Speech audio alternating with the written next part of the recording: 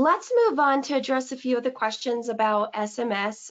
Stefan is asking, as a consumer, I really dislike receiving marketing through text messages, and I know I've seen a few people here who also feel that way. So how is SMS a viable marketing channel? David, I'll start with you first.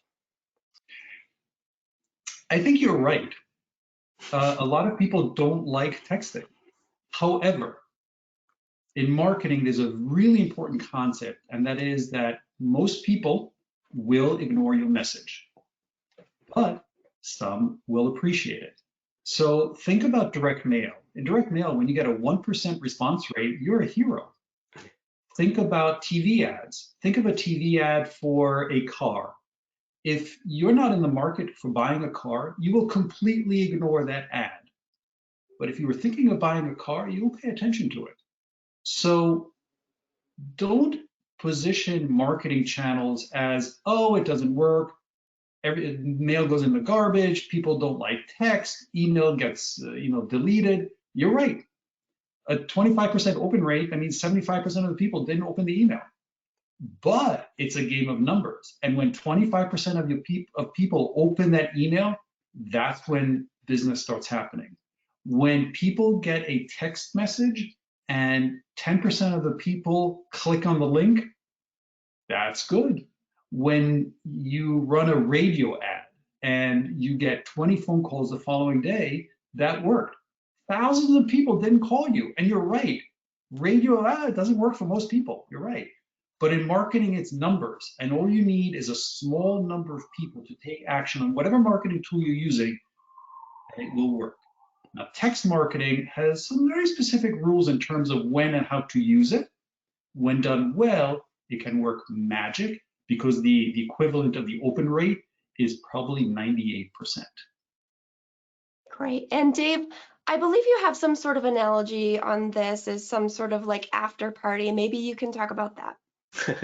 Well, yeah, I often talk about, how the text list is really kind of like, if you think of like, as you're talking about bringing people close to you and social media is like a big party, email is kind of like the after party where you've got a smaller group of friends who have like, oh, I want to hang out with these people more, and that the text list is really like that VIP party, right? Where like, oh, these are the select group that really want to, you want to stay in touch with and do that thing. And I think really, to answer the question specifically is like, if we think about it like that, oftentimes, right, like one, you're not your customer. And so you need to pay attention to what's happening in the market and what's changing.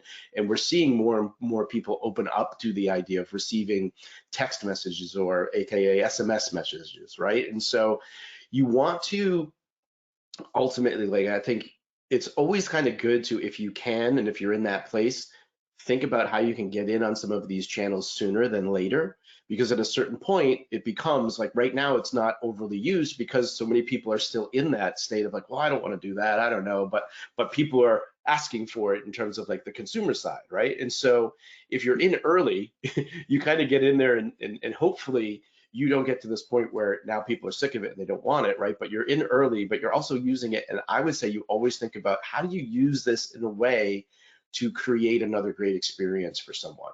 And if you're doing that and you're thinking of it that way versus like, how is this just another way that I can bug someone? Well, what do you think is going to get you better results, right? And so think about how you use it in a way that would be good for the people receiving it and treating them and creating this great experience for them. And you're going to see that work better for you as well.